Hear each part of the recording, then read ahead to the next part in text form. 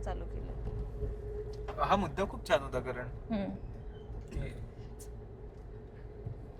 म्हणजे लहान मुलाच्या हसण्याने आपण खुश होतो कारण की त्याच्यात निरागसता आहे किंवा त्याच्यात ते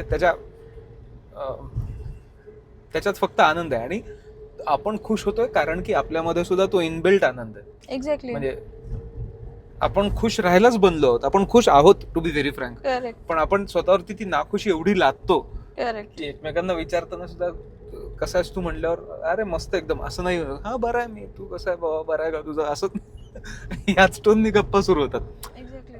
की. आणि मग तू आता म्हणली तसं की जर लहान मुलगा हसला तर आपल्याला आनंद होतो की अरे बाबा क्या बात आहे, पण तेच जर मोठा माणूस असला तर आपण विचार करायला लागतो अरे इसके हसने का क्या राज आहे, याला काय आलं हसायला. एक्झॅक्टली. आणि कारण नाही मिळालं तर वेडाही म्हणायला कमी काय करत नाही त्याला. बरोबर बरोबर. ऍक्च्युली त्या सेन्समध्ये वेडर म्हणजे सतत उदासीन राहणं हे वेडेपणाचं लक्षण आहे. करेक्ट. आपण त्या हसणेपणाला किंवा हसरेपणाला त्याचं वेडेपणाचं लक्षण ठेवून. कारण उदासीनतेवर शायरी होते ना, हो, आनंदावर उदासीनता नाही होत. उदासीनता ही अट्रॅक्ट करते लोकांना प्रचंड म्हणजे ती क्लच करून राहते अशी आणि ती लोकांना जोडून ठेवते. आनंद लोकांना जोडून नाही ठेवत. Please explain. म्हणजे नाही म्हणजे मुद्दा खूप भारी आहे म्हणून म्हणलं. हो ना, माझा आनंद हा खूप माझ्यावर राहतो ना. मी तुझ्यासोबत शेअर केल्यावरही तू म्हणशील हा ते तुझं चांगलं झालंय बाबा, पण माझं दुःख मांडल्यावर तर तुझं 4 दुःख जेव्हा बाहेर आणतो तेव्हा तर दुःख वाढतंय ना. त्यामुळे दुःखात तू अजून 4 लोकांना गोळा करतो, ते त्यांचे अजून 4 दुःख गोळा करून येतात. पण मी माझा आनंद सांगितल्यावर तू जर तुझा आनंद सांगितला तर मलाही वाईट वाटतं आणि तुलाही वाईट वाटतं की हा माझ्यापेक्षा आनंदी कसा आणि तू तुझ्या आनंदी कशा. पण दुःखात ते नाहीच ना. दुःखात मला बरं वाटतं की अरे यार तुला पण अजून 4 लोक गोळा करू. खरंय.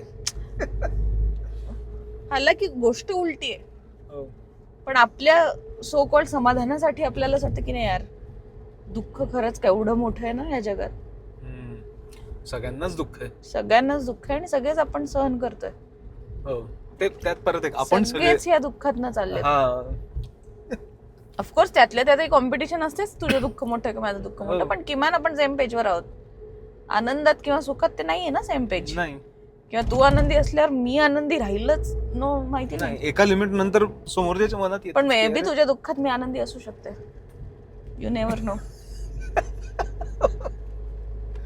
ते आहे खरंय खरंय खरंय. त्यामुळे मला असं वाटतं की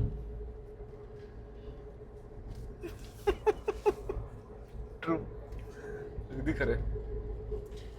आणि हे सगळं इन्सिक्युरिटी मधनं येतं, बाकी काही नाही.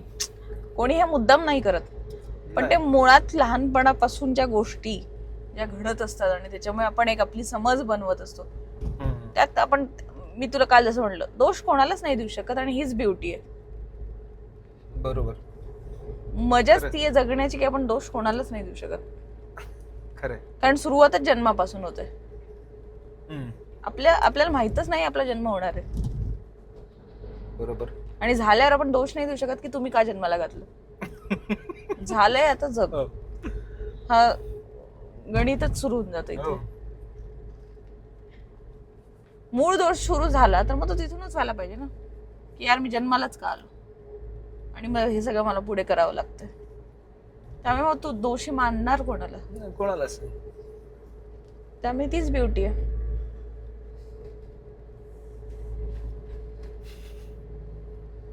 पण हे आनंदी राहण्याचं आणि दुःखी राहण्याचं गणित हे बरोबर आहे, पण म्हणजे बरोबर आहे म्हणजे हे असं नसायला पाहिजे, पण अनुभव आहे असं की हे असंच दिसतं समाजात किंवा कारण असं घडवलं गेलंय की असं राहिलं तरच सगळं ओके आहे, तुमचं ओके मध्ये राहील, ओके मध्ये चालेल.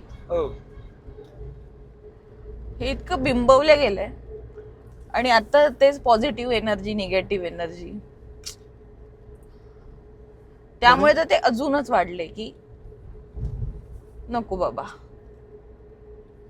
खरंय. त्याचमुळे ते महत्वाचे असायचे. अप्रोच कसा आहे बघ, की कोणी हे नाही विचार करत की नाही यार आपण आपली पॉझिटिव्हिटी सगळे एकत्र येऊन इतकी वाढवूया की कोणी असं काही विचारच नाही करणार.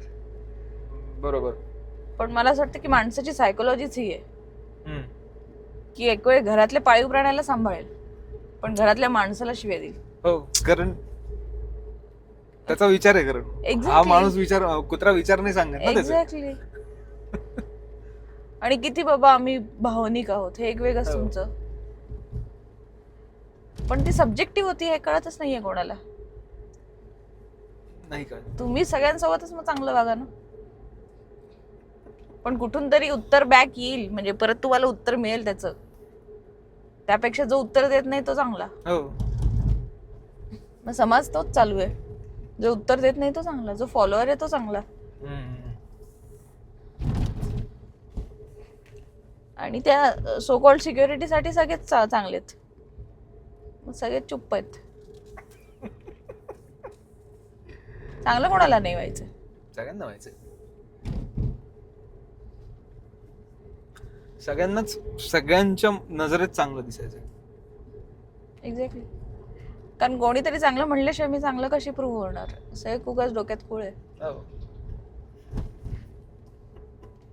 आणि कमाल अशी आहे की कोणीच चांगलं म्हणत नाही, हो, त्यामुळे तो प्रयत्न अविरत चालूच राहणार आहे सगळ्यांचा. सगळ्यांचा.